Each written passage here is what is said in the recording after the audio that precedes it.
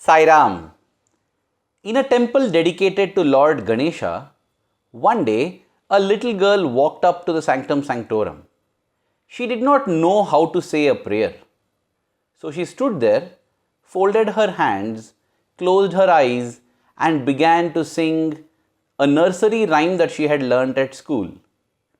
A, B, C, D, E, F, G, H, I, J, K, L, M, N, O, P, Q, R, S, T, U, V, W, X, Y, and Z. And she did not stop it. She went on and on singing the same rhyme over and over again. There was a man who was standing nearby. He noticed that this girl was doing this. So he went and stood behind her, waited for her to complete her singing. The girl sang for almost 10 to 11 times, after which she opened her eyes. She saw this man and she wanted to know what he wanted. And he told this girl, "Child, why are you singing this nursery rhyme in front of God? Don't you know any prayers? Don't you know Shuklam Baradharam Vishnum Shashivarnam Chaturbhujam Prasanna Vadanam Dhyayet Sarva Vignopashantaye?" There are so many shlokas to praise Lord Ganesha. Don't you know any of them? And she replied, "Sir, Ganesha knows all languages, correct?" "Yes." "And he knows all the shlokas, correct?" "Yes." "All the shlokas are made up of words, and all these words are made up of letters. So I told Ganesha, 'Dear Ganesha, I don't know how to pray, so I am going to tell you the letters of the alphabet. Please take them and make the prayer that is the most favorite for you.'" Even as this little girl said that, the man knelt down, held the little girl by her shoulders and said, "Dear little one, you may not know how to say a prayer, but you definitely know how to pray. You need not learn any shlokas. Please continue praying in this manner."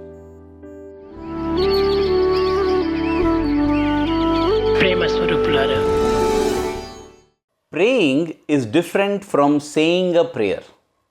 Even as I make that statement, I am reminded of the life experience of a certain Mrs. Parvati Mahadevan. I will address this devotee as Parvati aunty from now on. She came to Swami's fold in 1971. It happened through an amazing miracle.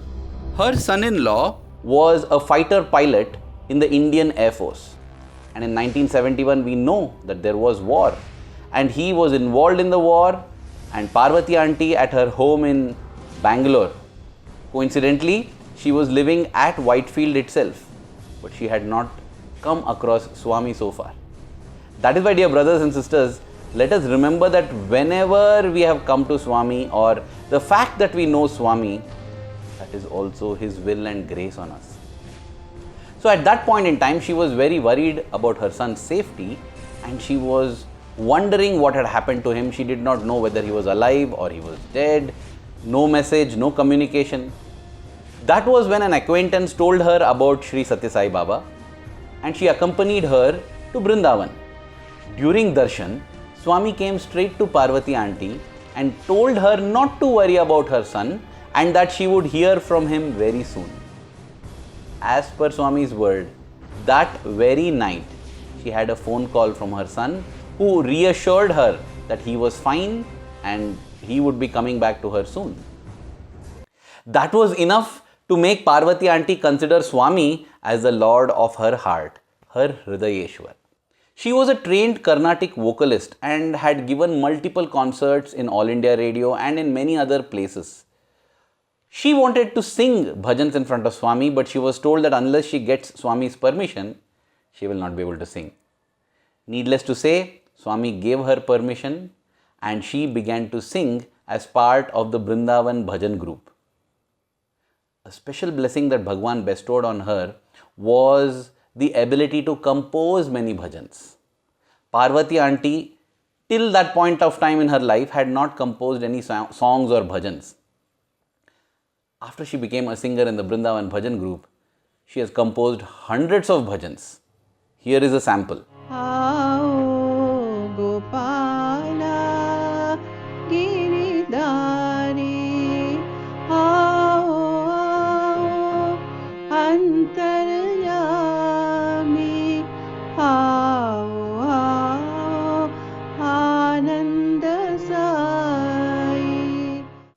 Another one is this. Nandishwara, he Nataraja, Nandatmaja, Harinarayana. Another one is this. तुम हो श्याम राम रहीम, राम रहीम, श्याम रहीम. And yet another is this. Rasavilola Nandalala, Rasavilola Nandalala, Radha Madhava Nandalala, Radha Madhava Nandalala, Rasavilola Nandalala. Well, if I start going into all the bhajans she has composed, we will spend the next 1 hour in that only. This is the story of how she composed one very special bhajan. Now, Swami had gifted Parvati aunty with a Shivalinga. It's somehow very interesting how her name itself was Parvati Mahadevan. It contained the names of both the Lord and the goddess, Shiva and Parvati. And it is not surprising that she was very devoted to Shiva, and Swami, being the Shiva Shakti Swarupa, had gifted her a Shivalinga. She would spend long hours doing completely ritualistic worship of this Shivalinga. At times, she would be so lost and engrossed in her puja that by the time she would arrive to the mandir in Vrindavan, Swami would have already come for darshan. She would hurry there in her Fiat car and reach just in time. I heard from a member of the Vrindavan Bhajan group that on one occasion Swami had even remarked, "Why did I give this lady this Shivalinga? She is so lost in its worship that she forgets me also." But Parvati aunty had her retort ready. She would say, "Swami, you have gifted it to me, you have given it to me. Isn't it my duty to do all the puja and worship in the traditional manner in which it has been prescribed?" Swami would only smile at this answer. One day, Parvati aunty at her home was engaged in the ritualistic worship of this linga. It would take her possibly an hour or so, more than that as well. As was common those days in the city of Bangalore, and possibly even now in many places, there was heavy rain accompanied by thunder and lightning. And as it always happens in many Indian cities during rainfall, thunderstorms, the electric power is cut off. And so the whole area was dark. But in the light of the lamp that she had lit in front of the Shivalinga, Parvati aunty continued to do her worship. Unknown to her, a burglar entered her home. In the darkness, he began to pick up anything that he felt was valuable. He did not find much, but then he saw that here was this elderly lady. She was possibly nearing 70 at that time, sitting all alone with a golden Mangal Sutra around her neck. The Mangal Sutra is a very, very auspicious ornament for Indian women. It is symbolic of their marriage. And it is during the marriage that the husband ties this Mangal Sutra around the woman's neck. The burglar thought that he would snatch it and run away. He went to Parvati aunty, who was sitting there and doing her worship, and grabbed at that Mangal Sutra. Parvati aunty was disturbed in her worship, and instantly she got very angry. Not on the burglar, but on Swami. She said, "Swami, when I am with you, how dare anybody disturb me, that too a burglar? You cannot allow this."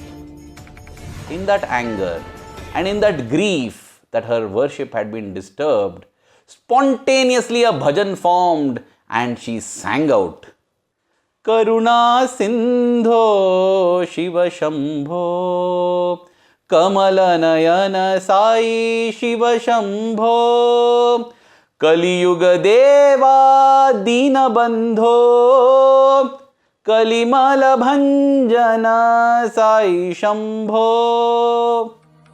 She said, "O ocean of compassion, O lotus-eyed one, Shiva Shambho, Lord Shiva, you are the avatar of the Kali age, and you are the only refuge of the downtrodden people.